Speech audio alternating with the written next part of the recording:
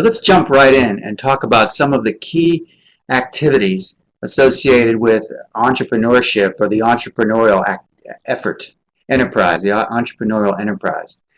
The first is to look around, find out what's not working right or what needs aren't being fulfilled, how things are changing and aren't being supported, and identify an opportunity.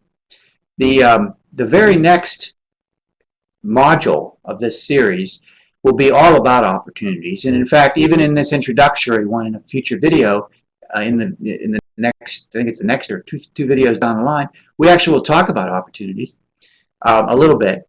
But the idea is things change. Events happen. Markets change. People move. Different kinds of people are involved. New technologies are invented. The economy changes. And because of that, opportunities present themselves. Identifying those opportunities, of course, is the very first step. An important concept in all of business, but what we'll really spend a lot of time focusing on over the course of this entire class, all of the modules in this entrepreneurship class, we'll talk about the business model. Business model means an opportunity presents itself. It has to be organized, activity has to be organized in such a way that it can be sustained. And things have to flow in, resources have to flow in. Some resources flow out, people get paid, suppliers get paid for their services, supplies are purchased, whatever it is that you need, but enough is flowing in that it can support what has to flow out and still have have leftover resources that you can continue to invest in the business. Cash flow builds up. You can continue to build inventory or make investments in the future, develop new products and services, expand your operation. So the business model describes how that self-sustaining dynamic is built up over time. How revenue comes in, how costs are expended, and therefore how your value proposition, which is what you give to customers in excess of what they could have gotten elsewhere, how that value proposition allows you to build up a resource supply, build up investment, build up cash flow, and move forward in a self-sustaining growing enterprise. That is the business model. You have to figure that out. And that's really one of the harder parts of the conceptual parts of starting a venture.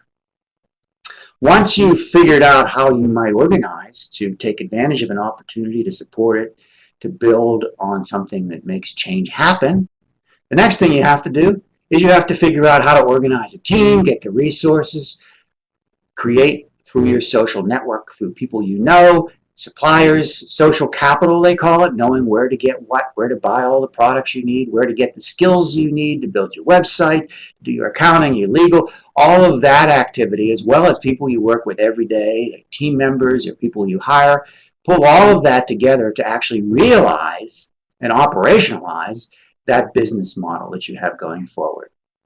Key activities then of getting yourself organized is finding that opportunity, figuring out how you can make money at it or bring in enough that you can continue to grow and sustain it and expand if necessary, continue it going on its own with its own energy, and then also organizing all the activities associated with making that happen.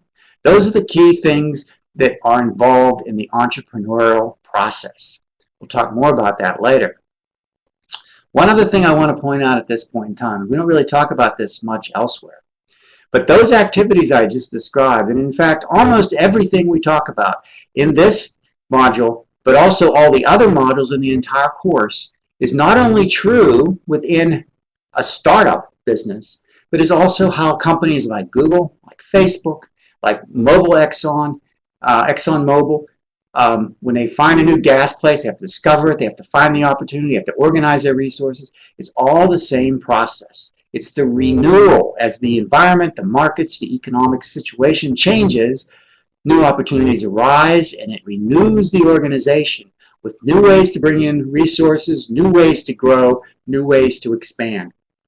We call that entrepreneurship, for it's inside companies, or corporate entrepreneurship.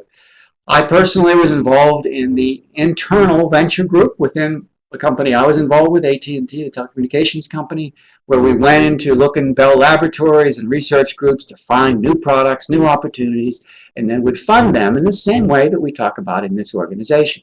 Intel has this, Google has this, many different large companies have venture groups that fund not only internal but also external operations to try and grow and find these new opportunities and help support people who identify and then find the opportunity and try to make change happen by organizing others to exploit that opportunity. So those are the things that we talk about when we talk about building the key activities that are necessary to build an organization, to build an entrepreneurial business, change the markets, change society. And not only do they work for startups, but they work for large companies as well. Almost everything we talk about in this class is also currently active in large companies, not only in the US, but all over the world.